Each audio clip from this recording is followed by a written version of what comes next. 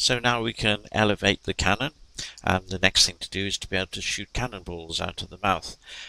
Now I've got the cannonball here, and here's the spawn point. This is where we want to generate cannonballs. We want to shoot them in the direction of the barrel. Now this is, at this point, it's along the red arrow. Now this is the transform right component, so it's in horizontal direction here. This is transform up component. Now the question is, what happens when we rotate the barrel? It really depends on how we're looking at it. So we're looking at it in global view here, so you can just see that's global. I'm just going to take off maximize on play, and we're just going to experiment with what happens with that particular transform. Right, so if I elevate the barrel, you notice that the red and the green components stay pointing in the same direction. However, if I change that to the local view and we try elevating it now, you'll see that those two axes rotate. So the transform right component here always follows along the barrel, and that's the direction that we want to fire the balls in. So let's see how we do that in the code. So here's the barrel, and I'm going to edit this Cannon script code that we developed earlier. So here we are. We'll need to add on a few other things. We want the force that we add onto it. This is the magnitude of the force. So I'm going to call this ball force.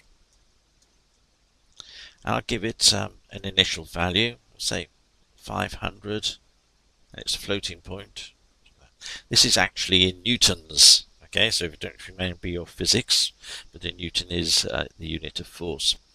And the higher this force, the faster the ball will go, but this also depends on the mass of the cannonball. So if I make the cannonball heavier than the default 1 kilogram, it's going to do more damage, but we'll need more force to send it further. I need some references to objects. The first thing I need is the object I'm going to create here to spawn. But I don't actually want the game object. I want to add force to it, so I'm interested in the rigid body 2D component of that, and I'm going to call that ball.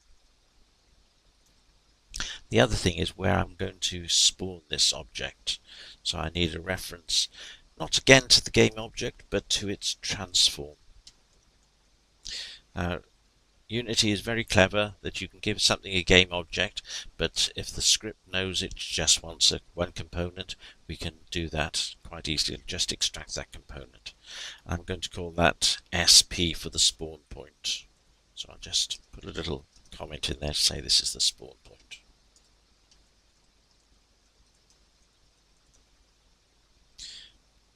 Right.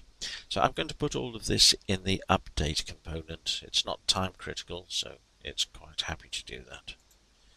Right. So the first thing I need to do is check, are we actually holding down the right mouse button?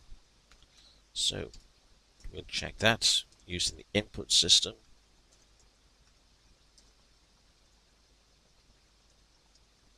And we can choose get button. Now usually on a mouse there are two buttons. The left one is fire 1 and the right button is fire 2. So I'm using the left mouse button here. If you want to use the right mouse button, that's fine.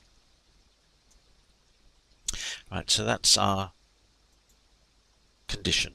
Now if it's true that we're holding down the right mouse button, we want to spawn this new object, a ball, but remember that this is a rigid body 2D.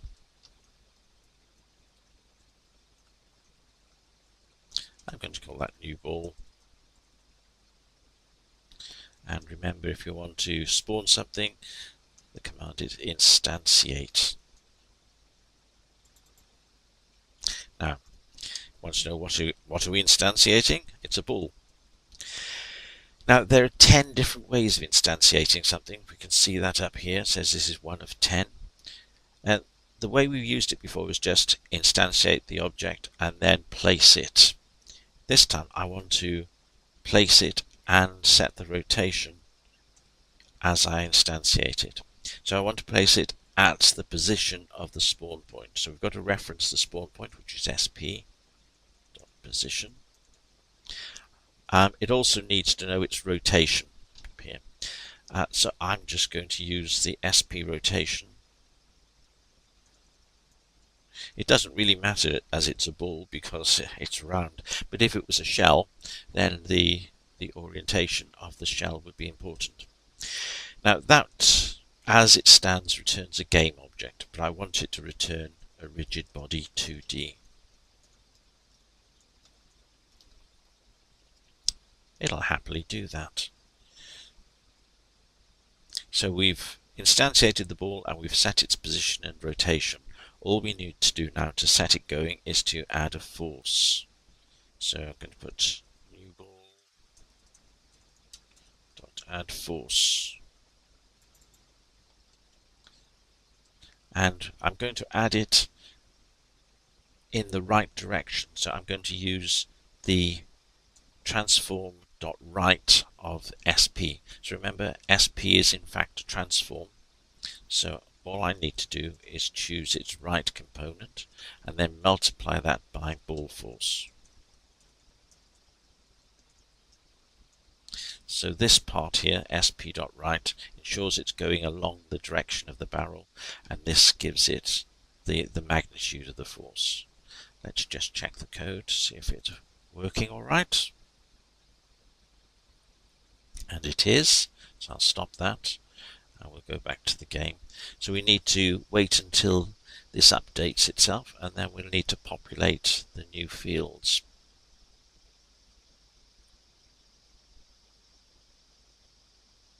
There we are. So the ball is actually here in the prefabs. Put a ball in there, and the spawn point is up here.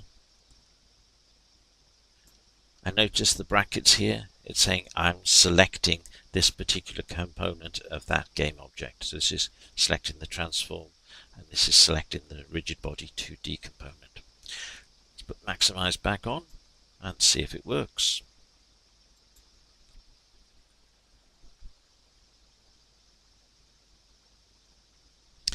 Right, so I can elevate the barrel and I should be able to shoot.